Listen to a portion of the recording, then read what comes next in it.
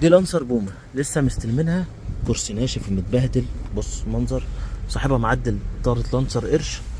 بص العربيه طبعا هنشيل كل ده، دي الطاره القديمه احفظها كويس. حفظتها. سلام. حلينا الفرش من على البومه. بص المنظر، حسبي الله ونعم الوكيل. والله انا اول مره حاسبن على حد، بس مش بالطريقه دي يعني. مفيش فرش. طب انت كنت مركب على ايه؟ بص المنظر حديد عامل ازاي. شوف الكراسي كلها هبطانه، مفيش سفنجه اصلا.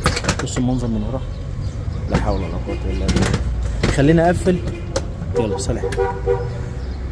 بسم الله والصلاه والسلام على رسول الله. ادي اللانسر البوم هتعرفها من طاره اللانسر الشارك، انما اي حاجه تانية هتلاقيها مختلفه خالص. بص المنظر من هنا ما شاء الله اللهم بارك. فرشه الكنتاره بترولي واسود، تصميم جي تي بيانو بلاك، جرابل الطاره مع غرزه بترولي.